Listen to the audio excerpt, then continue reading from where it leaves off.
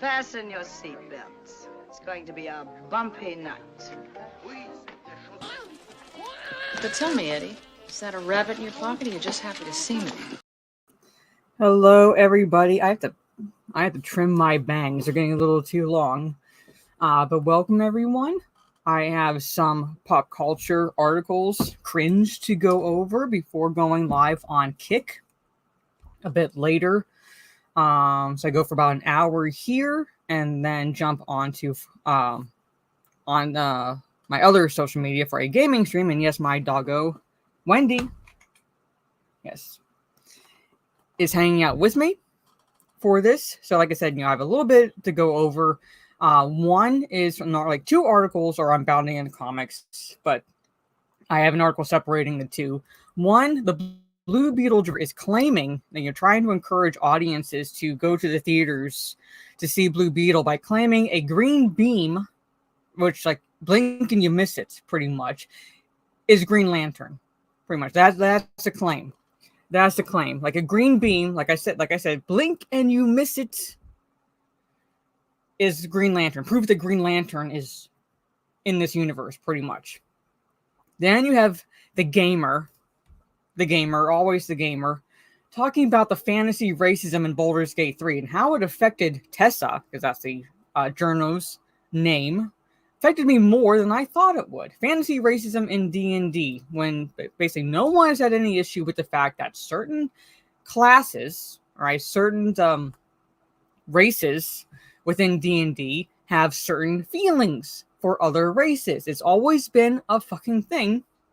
Pretty much since the dawn of Dungeons and Dragons. And no one has had any issue with it because we've had the intellect and logic to pretty much separate the fantasy from reality. All right. So just because you're playing a race that's maybe racist towards another race does not mean you are racist. Does not mean it'll affect you personally. But then you have the participation award crowd crying over this. And that's an article from The Gamer that Stieg shared with me. So it's from earlier this month, but we're going to go over it anyway.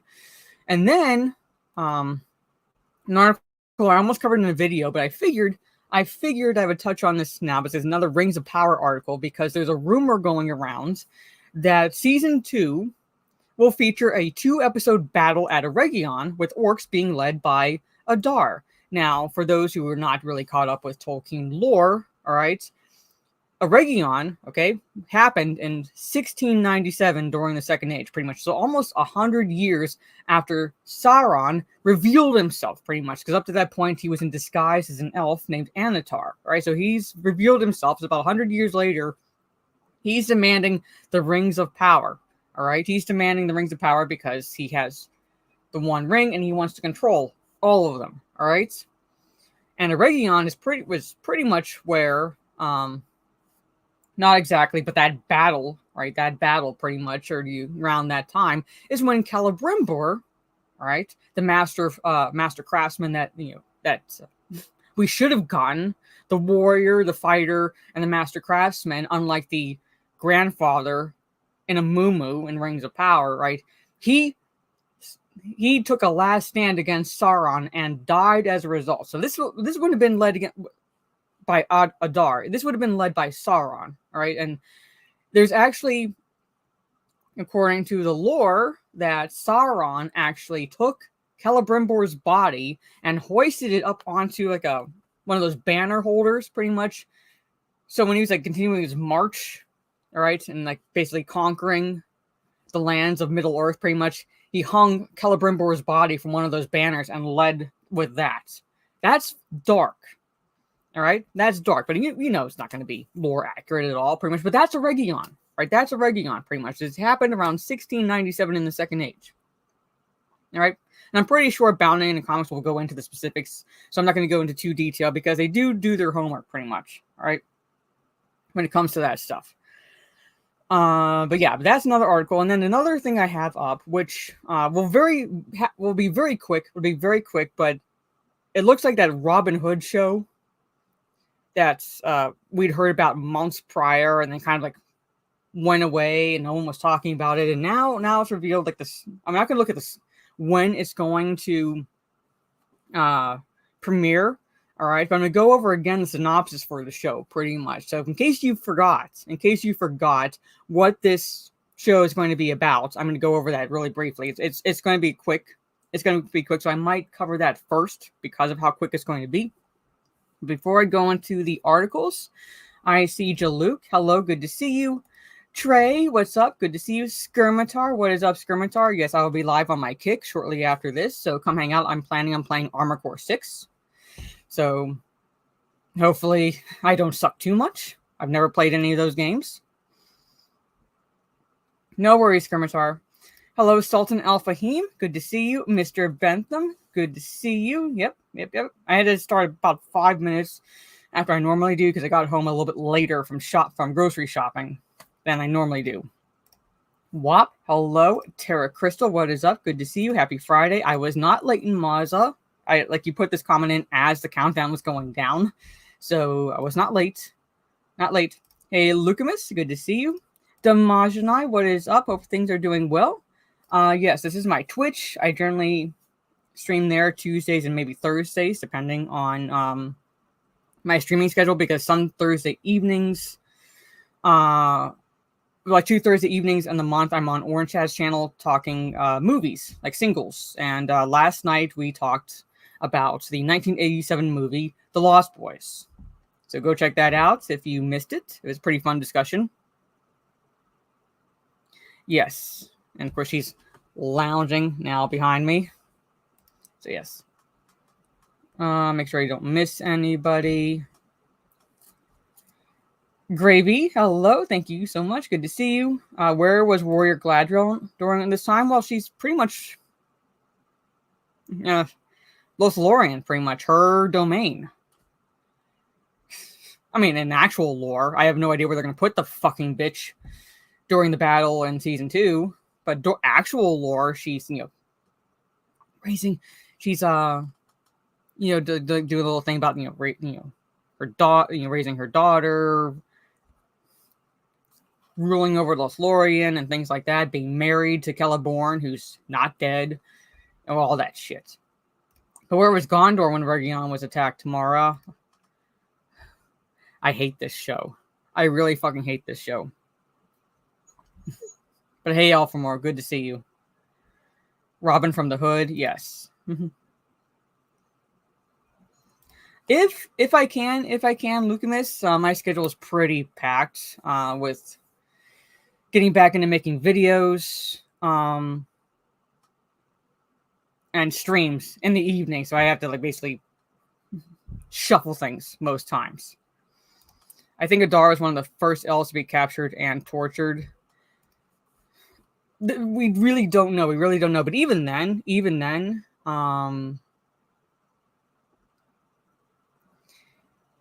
his whole motivation makes absolutely no sense. It makes absolutely no sense. Adar was the scarred elf, pretty much, who was father to father figure to the orcs. That's all I remember him from this first season of Rings of Power. Trey, that's who he was.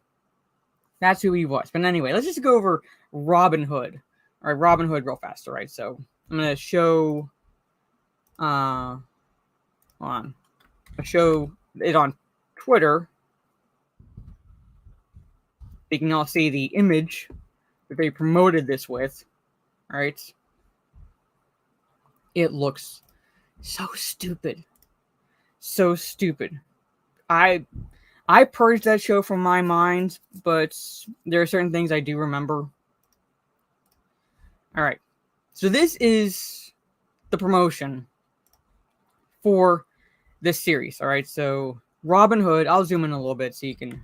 All right. So the Robyn Hood is coming this fall, September 27th. Okay. September 27th. I'm not sure exactly what time. I don't give a fuck pretty much, but this is the promotion that they're running with, right, for this show. Okay. This is what it looks like.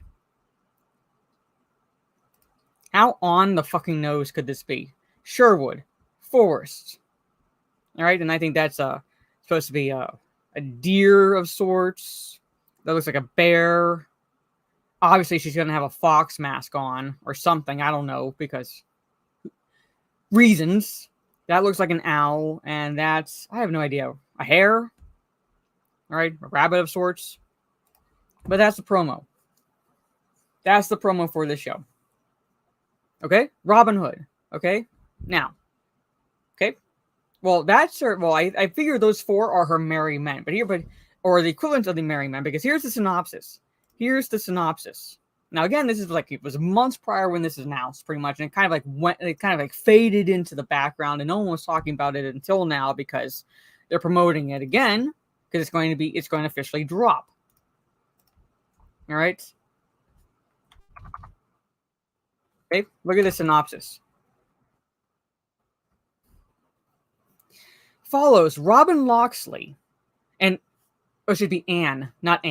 anti-authoritarian masked hip hop and anti-authoritarian masked hip hop band, The Hood, as they call out injustices and fight for freedom and equality in the city of New Nottingham. Completely fucking missing the context of the Robin Hood tale. Hey, Dead Punk. Yeah, pretty much it does. Yeah, do that. Watch the Disney Robin Hood cartoon. Something else. Anything else. Say the Errol Flynn Robin Hood. Anything else. Hey, Robot Shalomo. I think hip-hop, yes. Alright, but completely missing the context of the Robin Hood tale, pretty much, because if you actually read the tale, if you actually, basically digest the events that happen in Robin Hood, all right, Robin Hood is not anti-authoritarian. He and his band of merry men aren't anti-authoritarian because Robin Hood and his band of merry men and most of the populace support King Richard, who is believed to have died during one of the Crusades. All right, so if they were anti-authoritarian, they would not be supporting King Richard. They would not be hoping for his return or anything like that. All right, so they support, all right, they respect, they admire, they serve King Richard.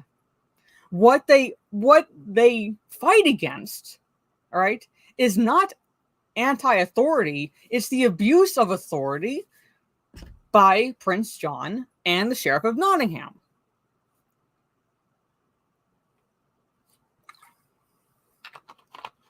Because Robin Hood, Sir Robin of Locksley, was never anti-authority.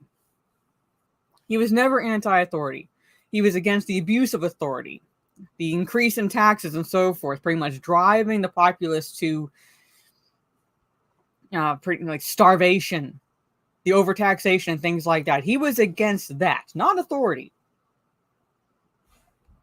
But this is the synopsis. This is the synopsis for the show. It's like current Hollywood, I think. Yeah. They're not missing the context. Whatever changes they make to a public domain property, they get a creator credits. Now, I'm saying that, well, let's put it this way.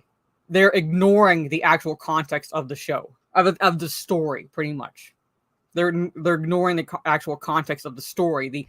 When I say the context, I mean the reasons driving Robin Hood to act the way and methods and so forth, and why he does what he does, pretty much. They're completely ignoring that aspect of the story to promote some type of identity politics, virtue signaling. All right, that's what they're doing with this show. To call the hip hop band The Hood and claim they are anti-authoritarian misses completely the mark on the Robin Hood tale, the Robin Hood character.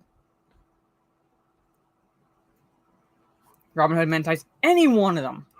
Any fucking one of them. So she's a cheap Arrow knockoff, essentially. They think Robin Hood is socialist, basically, or anti-capitalist, which he never was. He never was. Yeah. Even though he's stealing money for the people, how is that socialist? Because he's, like I said, he's doing so because of how Prince John, and by extension the Sheriff of Nottingham, is abusing their authority, pretty much. Where King Richard was benevolent, Prince John is greedy. Right? That's the whole point. Because Robin Hood was never about anti-authority. He was never about. He was always about the law. But when the law was abused, that's when he stepped into action. And he said, "I can't see my people starving." That's why he did it. And that's why I said they're completely missing that context. They're ignoring it. So that's Robyn Hood. So the only way I would at all watch this to roast it would be on the high seas. Hey, Trouble Cat. If I can find it on the high seas, right, Pirate's Life for me to roast, that's the only way I would watch it. Because I'm not sure if they're going to release it weekly or like every episode at once, pretty much. But not saying I will. I'm saying that's the only way I would. Pretty much. Whomever it is, you know it's going to be evil white guys. You know it's going to be evil white men. It's like, I'm calling it right fucking there.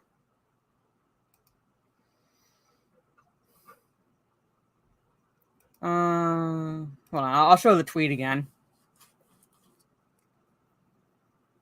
Oh my god, Awfulmo, yes. It's like those who say that Robin Hood steals from the rich to give to the poor when he's simply fighting a corrupt, abusive, and illegitimate authority. Exactly, like they ignore the reasons, the motivations for why he is doing what he's doing to push an agenda. But here it is, Gravy. Now here's the tweet. Again, it says, come this fall on Global TV and Stack TV. All right. So, supersized new reality TV and all-new Canadian original drama, Robyn Hood, for the full fall lineup. So basically, this is the tweet right here. So if you want to look at the full fall lineup, here it is. But yeah. So there's a Canadian original drama, and it's those right there. And this is what it looks like. It looks so fucking cheap.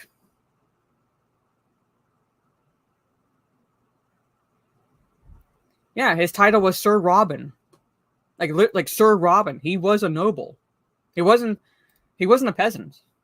So basically you have a nobility going after nobility.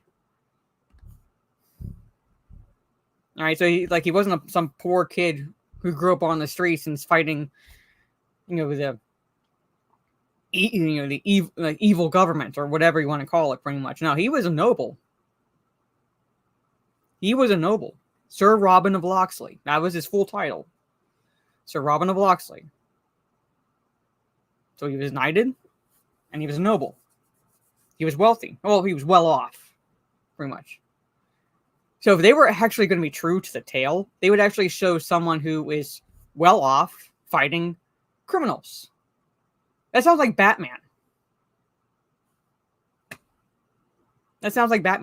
So pretty much Sir Robyn or Robyn Hood was essentially the Batman of his time, if you think about it. But there it is. All right? There it is. Or Zorro. He's like the Batman of the Zorro of his time, pretty much. So if we're going comic book Batman and whatever, So I'm saying, he wasn't poor. But anyway, that's Robyn Hood. So that's what you all get to look forward to on September 27th. All right? But anyway, so let's go into the articles now, shall we? All right, let's go into the Blue Beetle one, because it's cringe. I will be right back because I have to let my dog out of my room. Hold on 1 second.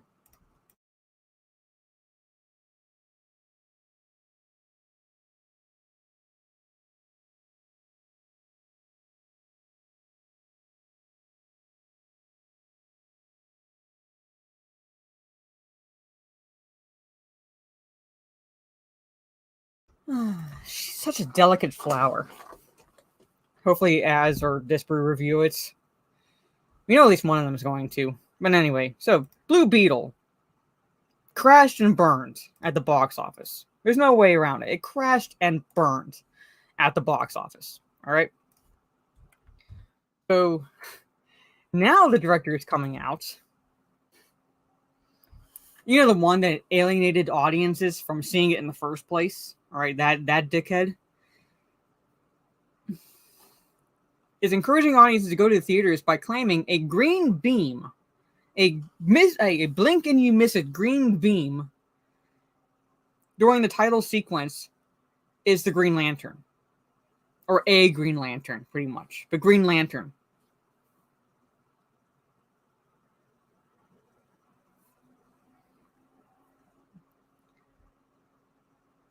Can we conquer? Canada would let us. Yeah, they only have like 69,000 active duty standing. We could take them. We could take them.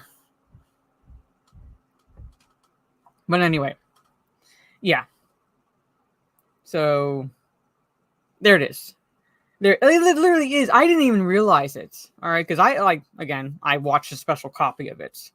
That's what he's claiming, and they're also blaming Tropical Storm Hillary for the poor turnout, even though there's only in one area of one state, pretty much. So how do you count for the other thousands of movie theater chains, all right, across the United States?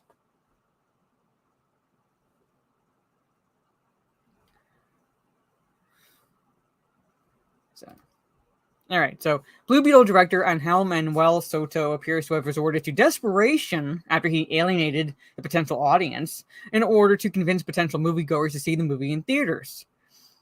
Speaking with Heroic Hollywood, Soto tried to encourage viewers to go see the film multiple times by promising them they will discover hidden Easter eggs. He said, "There are a lot of Easter eggs. I always say if you watch it a second time or even 3 times, you're going to find different Easter eggs every single time because they're very minimal. Please see my movie. Please, please, please, please, please see my movie." Specifically, he claimed a green beam seen in the title sequence is Green Lantern. Do you notice the green beam in the title sequence? That's the Green Lantern. See, you'll have to see it again. No. Heroic Hollywood also reports that Soto also attempted to tease the possibility that the film's story might continue by telling them, "Get ready for Black Beetle." Soto previously attempted this tactic to no avail in the lead up to the film's release when he claimed he had an entire trilogy planned. Dear God. He told Total Film, "Our first movie, the way we wanted to do it was always with the mentality that we wanted to do 2 more, at least. And taking the traditional 3-act structure of a story, we wanted our first movie to practically be the first act of a saga." It barely covered a first act. But anyway, he would elaborate on the plans for the second film with the playlist informing the outlets. Blue Beetle, the first film, is Jaime's story. We wanted to focus on him and his family. By the end of the movie, there will be questions about the scarab. No, I couldn't have cared less. And I hope to answer them. Do you? For the next film, I hope to tell the whole story of what happened to the scarab, where he comes from, why he was sent, and hopefully in the end, who they have to defeat. Yeah, you have to defeat my rising nausea at this point. As for the idea that there were Easter eggs, Soto previously confirmed the movie featured references to Zack Snyder's Man of Steel. Alright, so speaking with Nestor Cine, he said, "In Blue Beetle, there are some references to Man of Steel that we made out of honor and respect for the work and art of Zack Snyder." Really? Because I fucking missed that. Where were those references?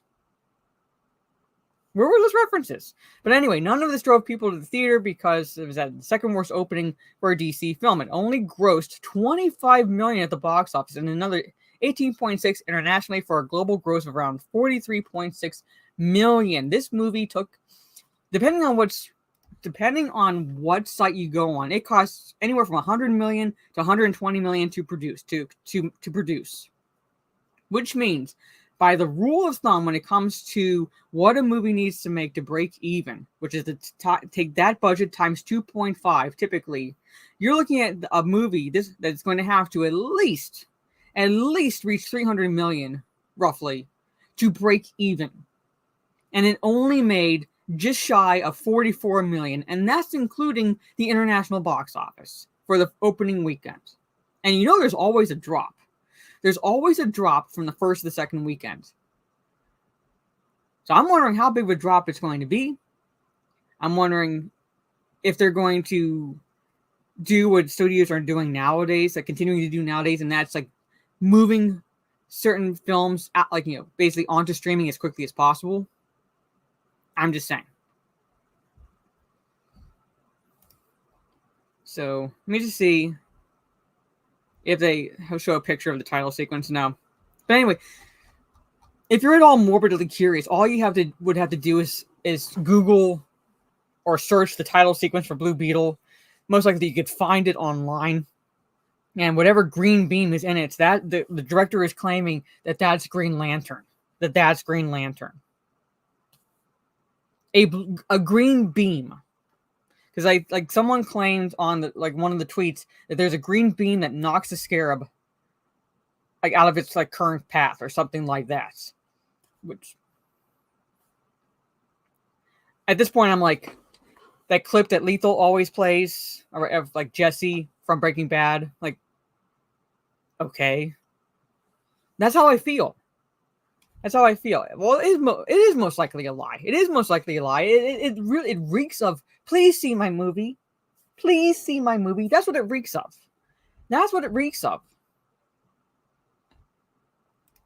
So, let me just catch up with the chat. Woodrow, Easter eggs on the eve of a reboot. Pretty much, yeah. After Blue Beetle and The Flash, why is any Warner even trying anymore? They've pretty much the DC EU, the DCU is dead. The DCU is pretty much dead on arrival. All right, that's what the DVD is for. Duh. Yes. I'm on my way to see the Green Beam. Yeah. Yeah. Blame lockdowns, pretty much. People don't go see a whole movie about a Green Lantern. Why would they care about its title sequence? Yeah. Well, if they did a good Green Lantern movie, people would go see it. Yeah, he's pulling a Jeb Bush. Please clap. That's what he's pulling. Yo Gaming, what's up? Yeah. I'm like, that's what I was saying. Where are these references? Because I watched the movie. I actually watched the movie. And I don't recall seeing any references to Zack Snyder's Man of Steel. If they were there, they were poorly written and poorly executed.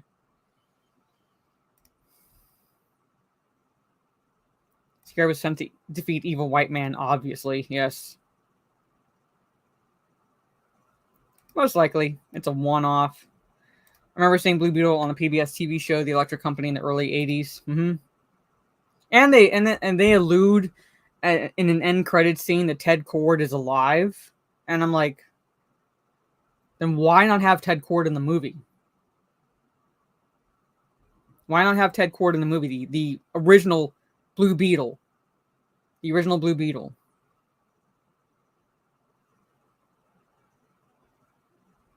Honestly, I don't think the movie was that bad. Then again, I'm using The Last Jedi as a bar. Well, Steph and I both rated it like a 5 out of 10. And the only reason I even gave it that high of a score is because it didn't piss me off like The Flash did, like Wonder Woman 84 did, and so forth, pretty much. It didn't piss me off. It just bored me silly. It made me roll my eyes. It made me cringe. It bored me silly. But it did not piss me off as much as those movies. That's the only reason why I gave it that high of a score. All right, that's the only reason. But anyway, so there's a Blue Beetle. There's the Blue Beetle. Why not have Ted Kord in it? Yeah, I know he actually had a Green Lantern in Justice League. The Easter egg is nothing. Yeah, because it was John Stewart Green Lantern. That's the one he had. But anyway, let's talk this shit. All right, now I've not played Baldur's Gate 3. I do not intend to. As I stated in my video that I put out this week, I do not intend to play this movie or play this game. Pretty much, is based on current rules and lore and from Wizards of the Coast, like the current state of Wizards of the Coast, pretty much. So it's like basically based on 5th edition rules, which is like basically the dumbed down edition. All right, set of rules, pretty much. That and that's also in a this is the same. This these are the same company that's catering to the people that when they look at orcs when they look at orcs, they see black people. When they look at the sentient ape-like species, the Hadozi, they see black people. Pretty much, they're catering to that crowd, right? This is current day Wizards of the Coast, which is why I am not going to be playing this game at all. Why I have no intention of playing this game at all. So I do not comment on the gameplay mechanics, story, characters, or anything like that. As I stated in my video, I'm not going to comment on that. All right. But this journo, and I use that word loosely, journo here, Tessa Cower, all right, is playing this game. She's claiming to be playing this game.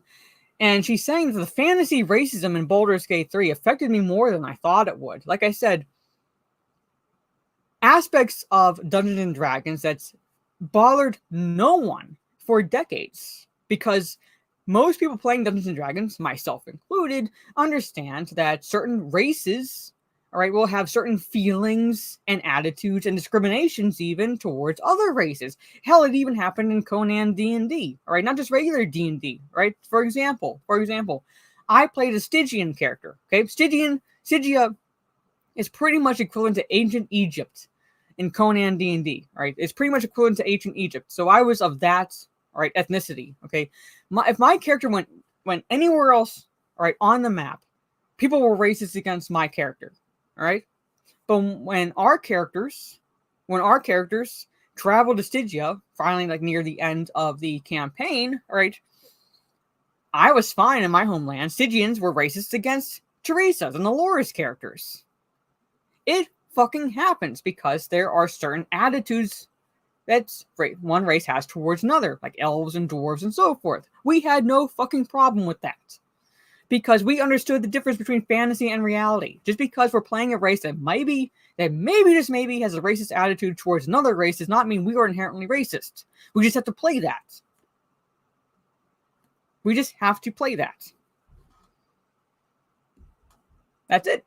No, my brother is playing, he is playing like current edition D&D because it's easier to get the stuff for him, like him and his group pretty much, and one of his friends is basically the dungeon master, right? So and so forth. So he's currently playing D&D, and he plays a barbarian character, all right? It's like a half what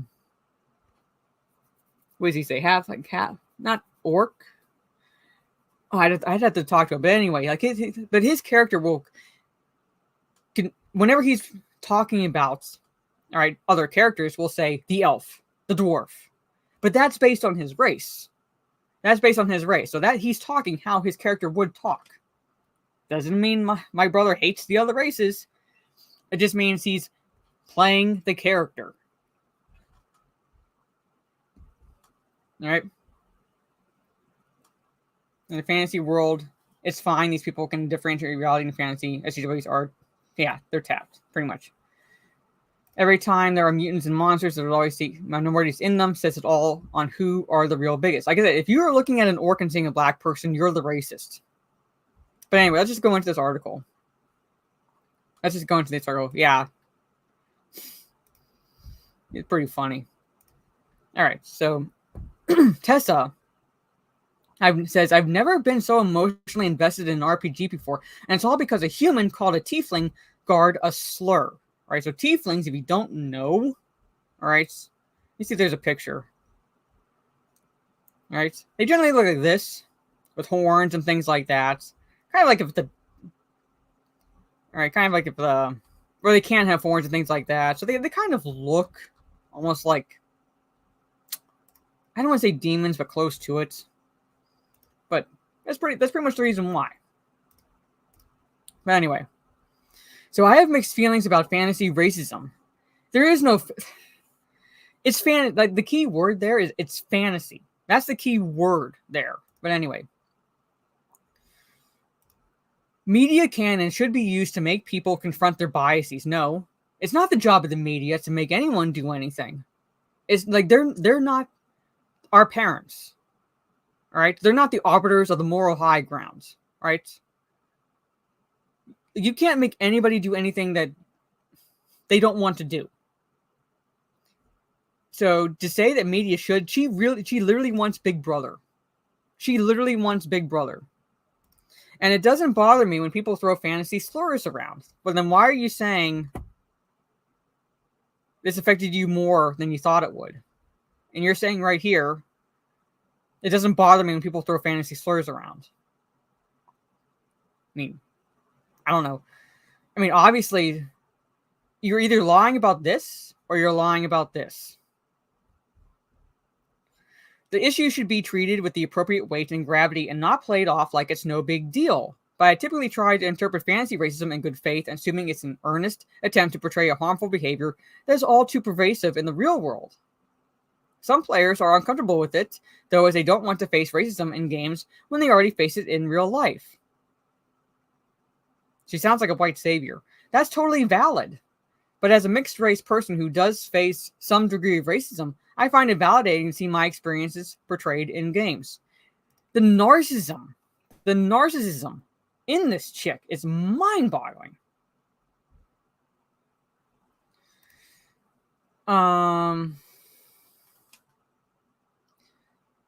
In terms of a favorite one-off game, there are so many, but I will say, even though I'm checked out of Star Wars, I have a soft spot for Knights of the Old Republic. I have a soft spot for that game, so I would say probably that would be up there with my favorite game or close to it. In terms of a series, I would say probably the Halo series. But there are other games that I absolutely love that I played, so it's hard for me to pick necessarily one favorite.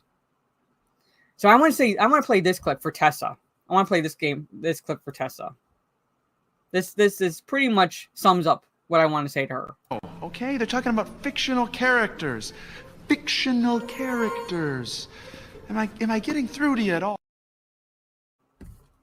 Fictional characters. Fiction. Keyword there is fiction. Before Baldurs Gate 3, I was aware that certain races in Dungeons & Dragons faced racism, or more accurately, speciesism. Lots of fantasy settings have characters that face racism.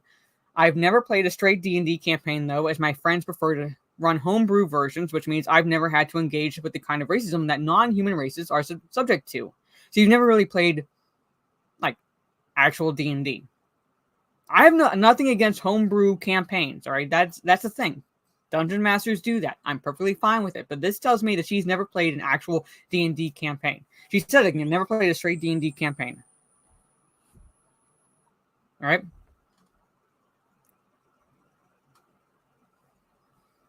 So she's always been in a situation where it played it safe. All right?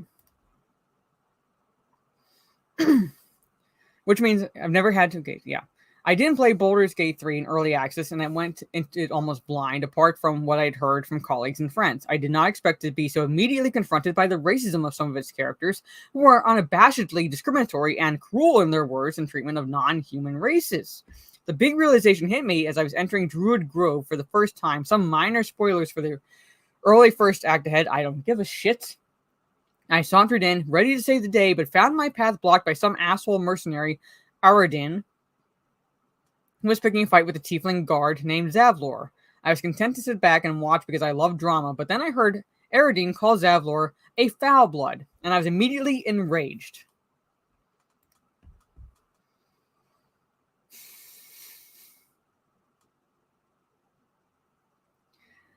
Her victim card sentences were just tingling. It reminded me of being a kid in Chinese class being called dirty-blooded because I'm of mixed ethnicities and not knowing how to respond. So, is the Chinese class, is she saying language class? Like the language, or just like an actual, like a Chinese class? Because I don't know how to break this to you, sweethearts, but Asians are actually a lot more fucking racist than Americans are.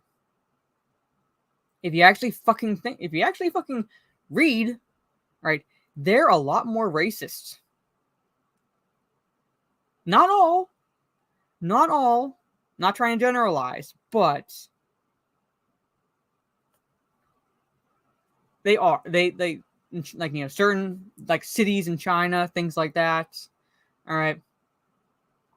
If you're a black person, walking around, right? They do have a racist attitude. Like it's all right. They're more racist.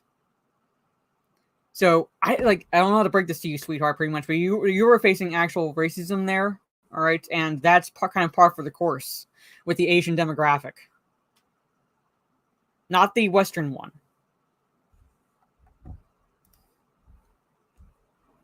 The game then offered me the option to hang back, throw a punch at the racist, or swing at the tiefling. Without hesitation, I tried to hit the human, but I failed the roll. I hadn't yet learned to save scum.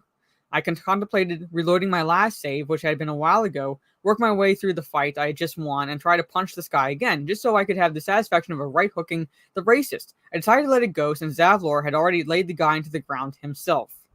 But of course, there was more. Tiefling refugees are all over Druid Grove, and they are spoken of by the interim leader of the Druids, Kaga, as subhuman parasites. After taking power, Kaga attempts to throw all the tieflings out of the grove and even tries to straight up murder a tiefling child for stealing an idol. Though many of the druids are uneasy about this, none of them speak up, too afraid of the repercussions on themselves. The tieflings are afraid to revolt and defend themselves because they're low in number. When I told Kaga she was being a bad person, so the Kaga is actually female, she said to my half-orc that sure, I'd think so because, I'm not fully human.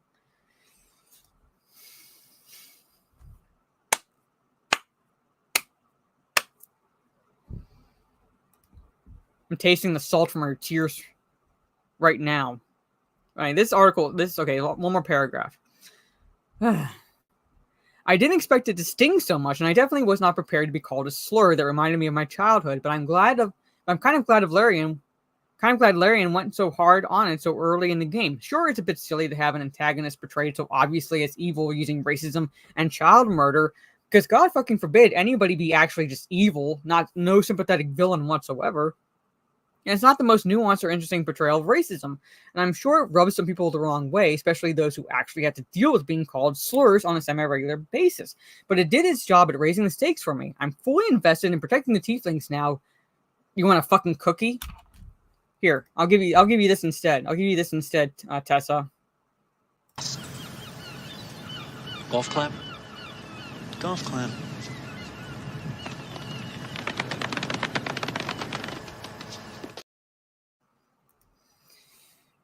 And I'll be doing everything in my power to do so. In a game as long as Baldur's Gate 3 will be, it is crucial that I care about what's happening in the world or I'm not going to make it to the end. And trust me, if I didn't care before, I care now. Well, you want a fucking cookie, Tessa?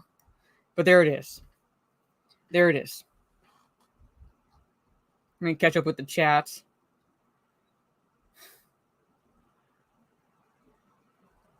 They keep asking to address racism in media for awareness purpose, but when you do it, it's a problem. And if you don't, it's a problem too. Yeah, pretty much. Like real racism, you don't hate people for what they are, you hate them for what they do. Yeah. I don't think so. So basically a half-assed campaign, pretty much. I mean, I have nothing against homebrew campaigns because that's how you keep things creative when you're playing D&D. All right, but you typically start with actual D&D campaigns so you know what to expect within the world. And she's never done that. She was always safe spaces. I guess it's essentially a safe space for when she was playing.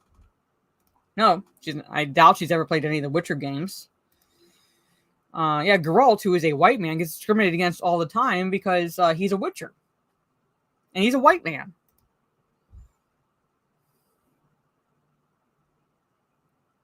Enraged over foul blood, yeah. So tieflings are I guess to her, or at least they represent her. Yep, pretty much. It's professional victimhood 101. Hey Zeng, can confirm, yeah. Joe Dub, hello. Taiwan, number 1, China, number 2. Sorry, I had to use that meme, yeah. Yeah, China number 1. Donald Trump, don't trust China. China is asshole. Yes. Hey, Lindsay, good to see you. Hope you're doing well. This game's obviously not for them, no. So she is the druid priestess. Yeah, so she knows humans also get discriminated in the fantasy world. Not according to her. Like I don't think she knows. I don't think she knows because, like I said, the different species, the different races, actual races, do have discriminations against other ones. Elves to like dwarves. Elves think very little of humans. All right, humans get discriminated against. Every fucking race has some form of discrimination lobbed against them. All right, you brush it off. You play within the rules of the campaign and the races and so forth, and then when you're done, you're officially done. It's not going to the world is still going to turn. The sun is still going to come up. Nothing will have at all changed in the world just because your feelings were hurt. That's it. They can. It depends on, like if you look up Tieflings, like there are differences amongst the species, but yeah, like they have that appearance to them, which kind of like is why they're discriminated against. Same crowd that decried orcs as an interpretation of black people. It's like as if they're the races. Yeah.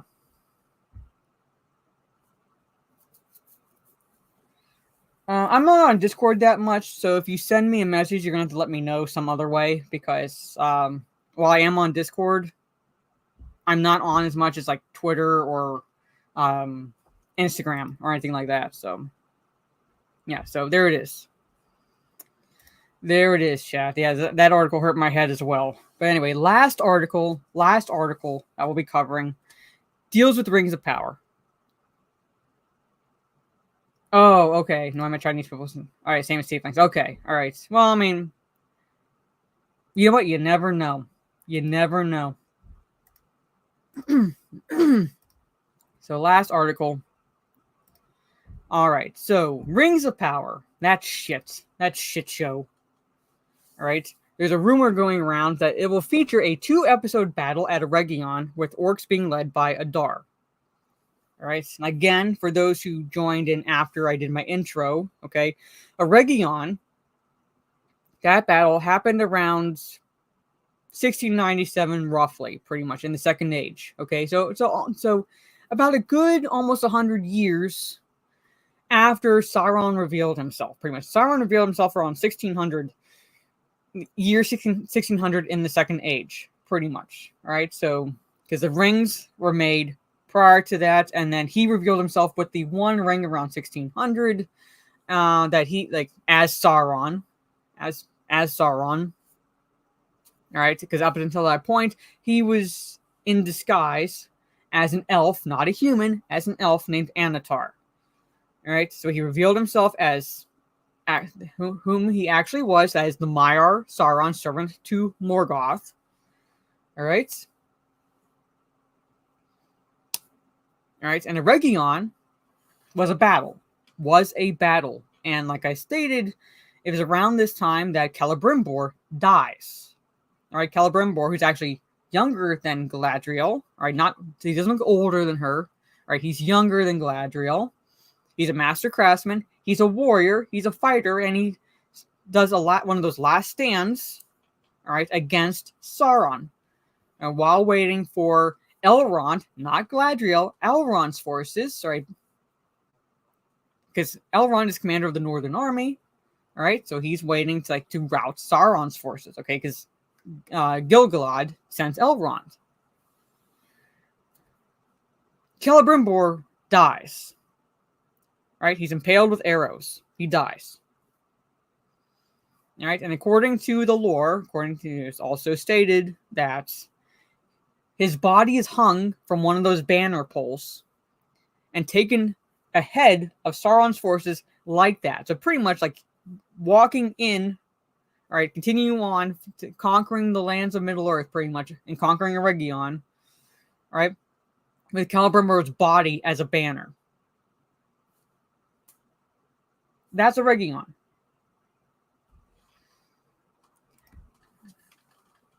I'm assuming you're being sarcastic here. But in actual lore, yes, Celebrimbor is younger than Galadriel. Galadriel is pretty much, she was born before pretty much the beginning of the First Age.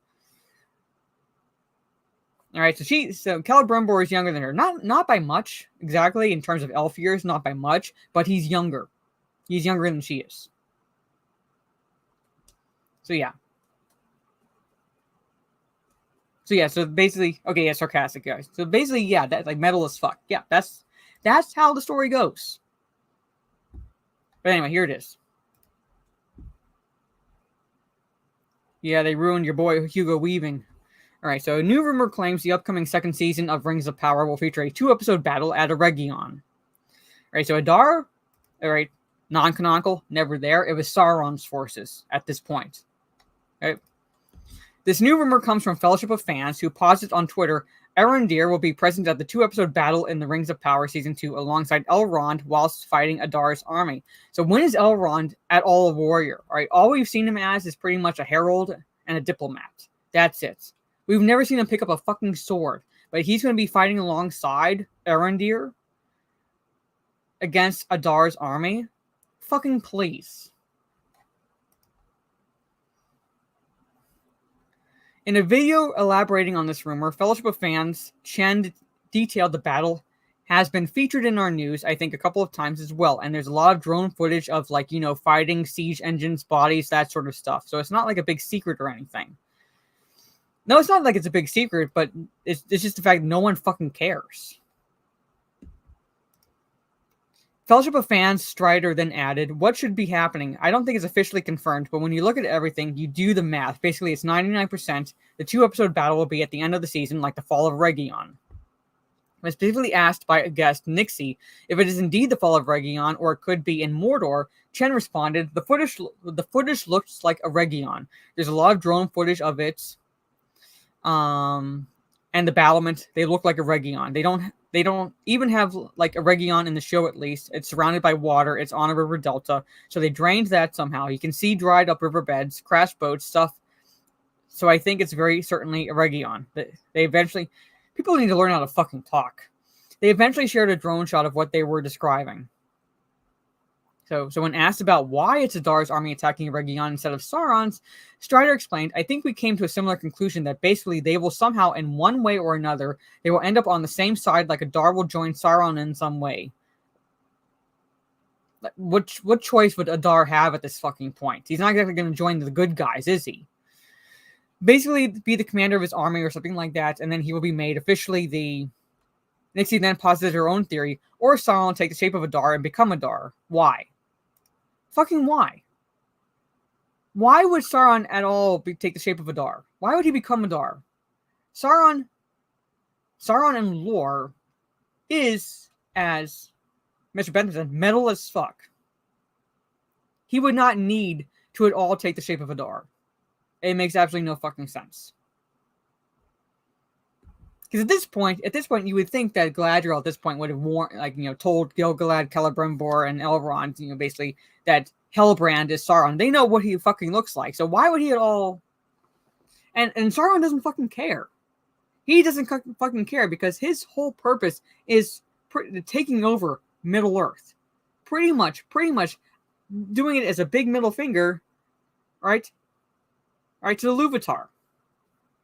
He doesn't fucking care. In the Simarillion, which was published 4 years after the death of J.R.R. Tolkien by his son Christopher, and people actually try to claim that Simarillion wasn't written before Tolkien's death. It was. He actually had the Simarillion written before, right, The Lord of the Rings. But his publishers wanted something more like The Hobbit. So they refused to publish the Simarillion, instead forcing him to finish the Lord of the Rings novels. But he had it written before, right, before the Lord of the Rings, so well before he died. Right? And details the account of the first age of Middle-earth as well as stories. The future is God damn it. Specifically, in the chapter of the Rings of Power and the Third Age, Tolkien detailed how Sauron influenced the elves in Eregion.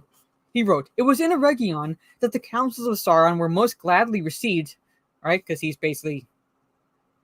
Alright, at this point he's disguised himself. Okay?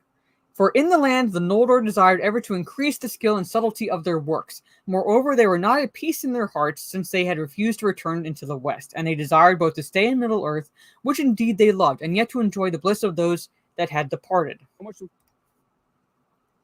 Therefore, they hearkened to Sauron, and they learned of him many things, for his knowledge was great. Tolkien continued, in those days the smiths of Ost and Edhil surpassed all that they had contrived before, and they took thoughts, and they made rings of power. But Sauron guided their labors, and he was aware of all that they did, for his desire was to set a bond upon the elves and to bring them under his vigilance. All right, this is also when Keller Brimbor, actual Keller Brimbor, he's looking at Anatar, he's looking at this and going, I don't fucking trust you. I don't fucking trust you. So Keller Brimbor crafts the 3 rings of power for the elves in secret. In secret. Sauron did not know about them. Right? So he crafts the 3 rings of power for the elves in secret. Because he does not trust Anatar. They did my boy Keller Brimbor fucking dirty in this program, in this show. He was smart. He was a fighter. He was a craftsman. Right? And he said something's not right. Something's not right with this guy.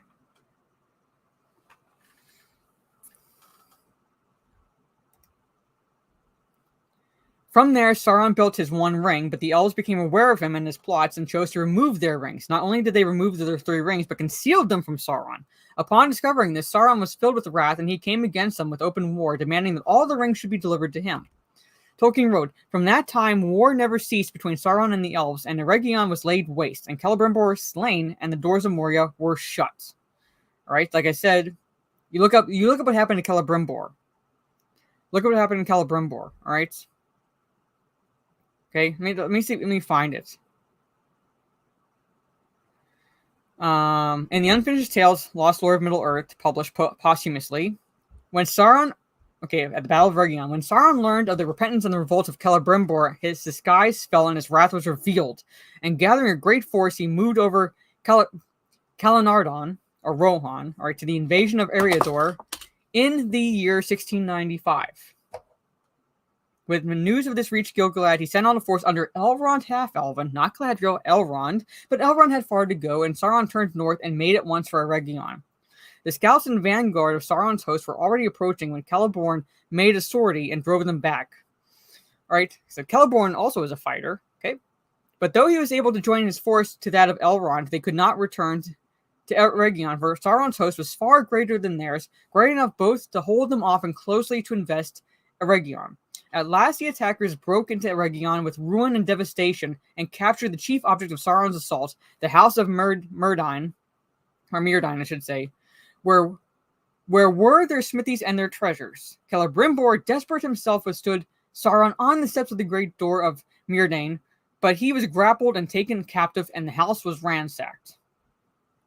Sauron would then claim the 9 rings and learn of the location of the 7 after capturing and torturing Celebrimbor. However, Celebrimbor refused to give up the locations of the 3. After obtaining these rings, Sauron then turned his attention to Elrond's force and the few elves that escaped from Eregion. Fortunately, they were able to escape Sauron's army because Durin and the elves of Lorinand attacked Sauron's host from the rear. He would indeed have been overwhelmed and had not Sauron's host been attacked in the rear. For Durin,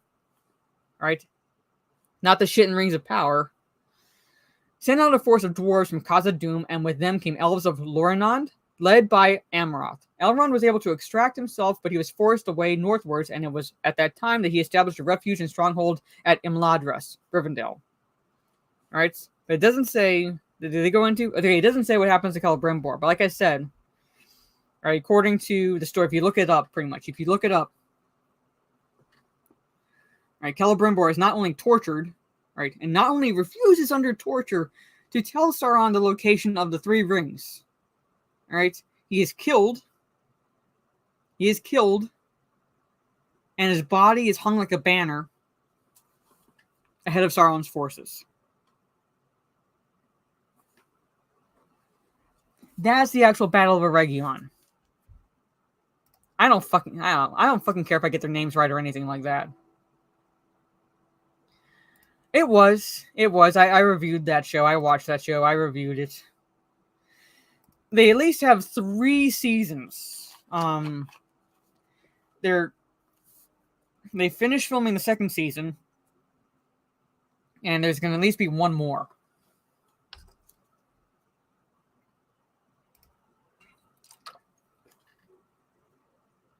All right. Okay, you're in the UK, Lucamus? All right, yeah, I'll take that into account because I'm on the eastern side of the states. That's actual Tolkien lore. So yeah, they have like at least 3 seasons planned according to what I've read. But when Amazon bought the rights, they bought it for 5 seasons. But they only greenlit 3. So they finished filming the 2nd season, and that's going to be coming out. And I believe there's like at least one more that we might be getting, according to what I've read. How and why, I don't know. We're definitely going to get at least one more season. But that's what I've read. All right, that's what I've read. But anyway, there it is. That's actual Tolkien lore for you, ladies and gentlemen. That's actual Tolkien lore, all right, which they lied to us about. Claimed they had the rights to, all right. Claimed they were adapting Simarillion. That was a lie. I claim, and outright said that they were writing, all right. They were connecting the dots Tolkien never connected. So basically, they were saying they were basically doing it better than Tolkien. They're writing the story Tolkien never did, pretty much, which is truth, pretty much, because Tolkien would never at all write anything this shitty. So that's at least true in that respect. But anyway, I will be reviewing, when 2nd season drops, I will be reviewing the 2nd season, kind of doing the same thing I did with the 1st season, where I do a non-spoiler type review the day before, and then Saturday do a live stream breakdown, spoiler breakdown of the episode or episodes, depending on how many they release at a time. But anyway, thank you all for sticking with me. It's going for a little bit over an hour. So I'm going to call it here, so I have time to give my voice a little bit of a break. Try to take my dog out to get her to pee so she's fine for a couple hours, and then I'll see you all on Kick at about 1:30 p.m. So in about 22 minutes. So about 22 minutes. Come hang out then. I'm going to be playing, fingers crossed, Armor Core, 6 Fires of Rubicon. So fingers crossed. All right. I'll be playing that. I'll be noobing my way through because I've never played any of these games. This is my Kick. So come hang out there in about 22 minutes. I will see you then. So thank you, Lucamus. Thank you, everyone, for hanging out with me. So have a good rest of your day or evening, depending on where you are in the world. And I will see you all in about 22 minutes. And if I don't see you then, I should see you for Talk Nerdy this weekend, which will be on my Nerdy Homes channel. So take care, stay safe, and peace.